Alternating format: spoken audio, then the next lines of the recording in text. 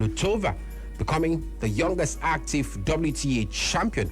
Kristina Lutova, who's 16 years of age, became the youngest, yes, active player to win a title, tour level competition. She rallied past fellow first time finalists Daja Vitmanova to claim the inaugural Memphis Classic title. Lutova defeated Vitmanova 1-6, 6-1, 6-3 in just over 2 hours to become the second youngest player to win a title in our tour level debut, other than only, of course, Mirjana Lucic, who won BOL in 1997. Congratulations to the lady at the moment. Many would say attentions now will be looking at her as well. How she tends to, of course, be a little bit consistent and take it a notch further. Yes, she entered this particular competition ranked number 229 in the WTA rankings and reached the main draw only after advancing through the qualifiers. And here she is, winning inaugural edition of this particular competition. A good one, many would say, for her as well.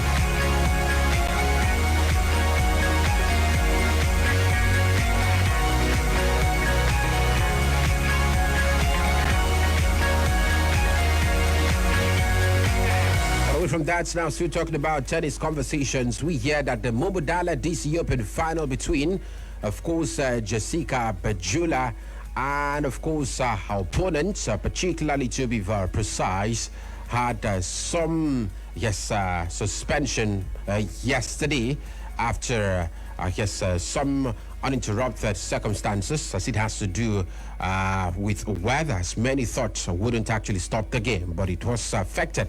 The weather situation interrupted the Washington rout between Jessica Pegula and Alexandra Ella. Of course, it has been suspended until the early hours of this particular day, and that by extension shows you that, of course, a live game, particularly anything, is absolutely possible to have actually happened right there. But it is what it is. We're still looking forward to see, of course, the game between Pegula and Alexandra Ella continuing later today. And, of course, continues to be quite an evolving conversation right there. It has to do with some of these top-level competitions that is also expected to spring up top talents who've got potentials to be at top level. But unfortunately, due to the high level of intensity expected by the top players already, and sometimes we may not be able to see them perform at top level. Alexandra Ella, of course, it has been confirmed. The lady continued a strong season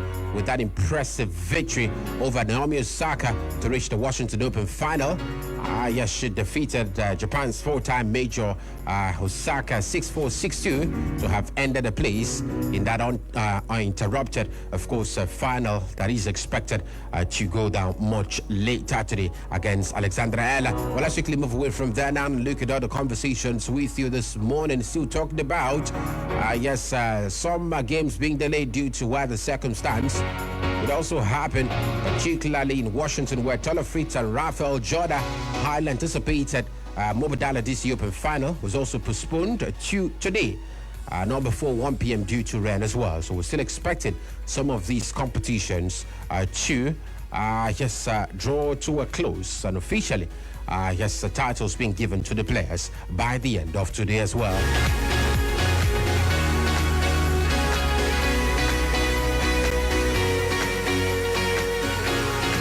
In case you're just tuning in, it is Planet Sports Radio on Planet Radio 101.1 FM. And of course, I'm UT David, taking you through the exciting world of sport and what has been happening in recent times as regards sports conversations left, right, and center.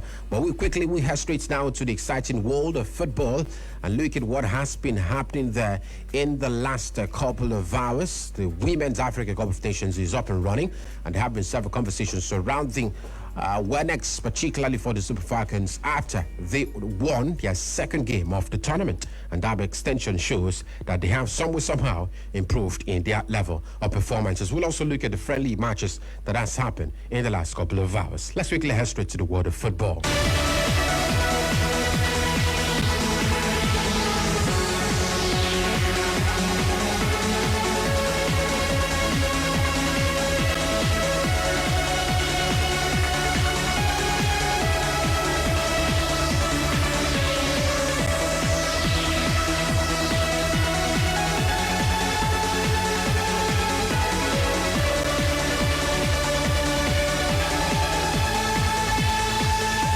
back. It is still Planet Sports right here on Planet Radio 101.1 FM. Quickly, let's start off the football conversation with you from home, and it has to do with the ongoing Waffle Beach Championship, ladies and gentlemen.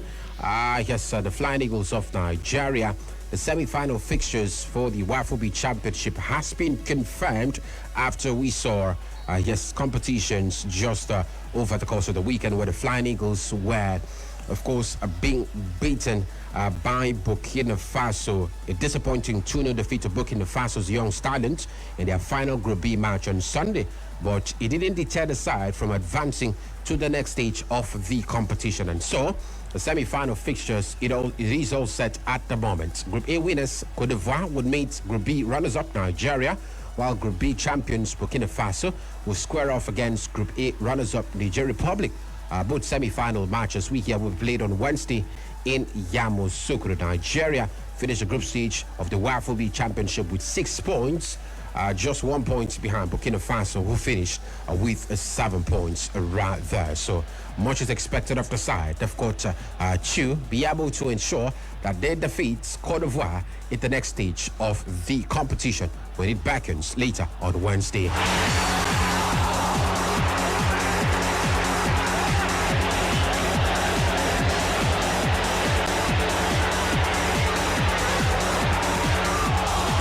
From that, now still talking about football conversations right here in the shows of the country. We hear that CAF has ensured that participating teams on the continent of Africa this coming season have something to start with. Yeah, now just representative, and that has to affect this side as well. Talk about Rivers United, Shooting Stars, El Kanami Warriors. We hear they're all guaranteed a financial boost from CAF, even if they fail to progress beyond the preliminary rounds of CAF competition.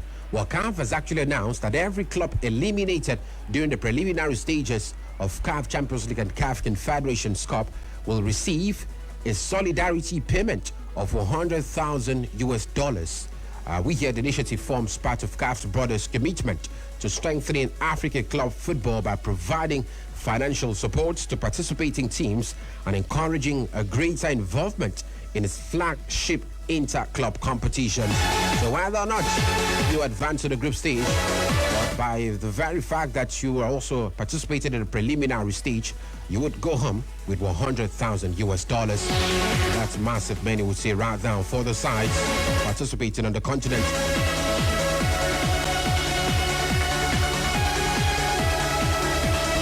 From that, so now straight to conversations surrounding the Women's Africa Cup of Nations, ladies and gentlemen, with, of course, games we saw over the course of the weekend, left, right, and center. The Super Falcons of Nigeria played their second game of this particular competition over the course of the weekend. Happened particularly on Saturday, and the Super Falcons were able to get the better of Zambia, Asisa Toshuala scoring the only goal of that game to ensure that Nigeria had their first 3 points of this particular competition, and that by extension means they still have to win their last game of this tournament to be able to advance to the next stage of the competition. Egypt also played against Malawi, who were debutants on that Saturday. Malawi, who are debutants, now have 6 points. How do you explain that the side who are just playing their first tournament ever have actually played their first 2 games with 2 wins as well? But it is what it is. Malawi were able to get the better of Egypt 3-1. The likes of Themba Chawinga also scoring right here. Nigeria, as a matter of fact, despite the Lady Demehin being shown a red card in the 40th minute, it didn't deter Nigeria from winning this particular encounter. So congratulations aside, but then many will be looking at the next game of the competition, which will be quite crucial. Yeah, many would also say it is against the Egyptian women's national team. And if you look at the table very well, you would also agree that somewhere, somehow, on paper, Nigeria looks quite favorite to get the better of Egypt and, of course, progress to the next stage of the competition. We'll be looking forward to see what gets to happen in the next game. But yesterday, we also had games. Cameroon, the 1-0 winners over Ghana, while Mali defeated Cape Verde 3-2 in that particular games as well. But later today, we'll also have action returned. Kenya will take in Algeria at 9 p.m., while Senegal will trade tackles with Morocco at same time, 9 p.m. Nigerian time. Nigeria would play against Egypt, so that would be later on Wednesday during the week at 9 p.m. But we're going to talk about that. Yes, as it unveils with so many conversations surrounding what to expect in that particular game and how this side can improve from their last game against Zambia as well. But before we open the phone lines this particular morning, just to let you know, there were actually some friendly matches, yes, with your respective club sides, some of which were actually not able to get victory at the end. But then again, it happens, many would say. Liverpool, of course, were being beaten by Leeds United 4-2, while this Liverpool side were actually leading in the first half, courtesy of Chambers and Florian Wirtz both scoring. But Leeds United came back with so many questions. They were asking left, right, and centre. Calvert-Lewin scoring twice. Aronson also having a go right here. And the man Longstaff also scoring for the Leeds United side. So they were able to get the better Liverpool 4-2. Many would say it's a friendly game, so maybe we shouldn't really be able to, of course, read more meaning to it. Galatasaray played 3-3 draw with Rennes in their own, of course, friendly match, as a matter of fact. And, of course, it was quite an end-to-end battle. Leroy Sané also, of course, doing something very handy right here. Victor Osimhen also scored in the 18th minute of that particular game. That shows the man's quality for the side. Feyenoord with 2-1 winners over Atalanta, while Ajax defeated Volendam 3-1 in their own friendly match as well. But we hit the phone lines now. We'll take a look at some important conversations surrounding the exciting world of transfers. Who's moving and who's staying on the show this morning? 006-804-5443. 006-804-5443. Hello, good morning to you and welcome to Planet Sports. Morning. Good to have you. Name, location. Hello, Nani, can you hear us? Okay, go ahead, talk to us.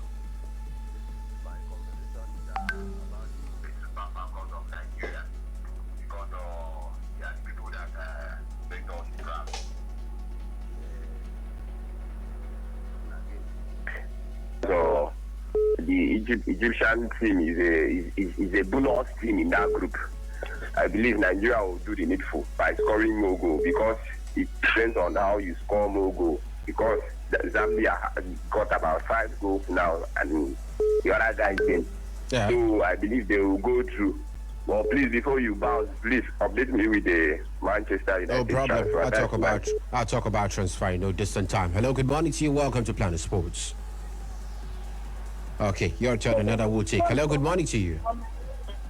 Good morning, UTV. Good to have you, Chukudi. Talk to us. UTV, so much thank God, Falcons don't try their best to want to qualify to second round. And that's so it's supposed to be, because of the name being the best of the champion. And then try, say, if the Super Eagle, normal Super Eagle, no fit do us, and we use a woman, I use the girl, I wish him all the best. They go qualify to local stage. Now my thought to talk about competition about them. I beg, but someone don't play season. I never even hear them say we not get money. Who's that? But we get money. Barcelona my cup. Okay. No worries. I'll talk about them shortly as well. Hello, good morning to you. Welcome. Good morning, my friend. Good to have you. Best you. wishes, Abamete. Quickly talk to us. Yes, sir. I'm here, my friend. On Saturday, I'm very happy with Super Falcons.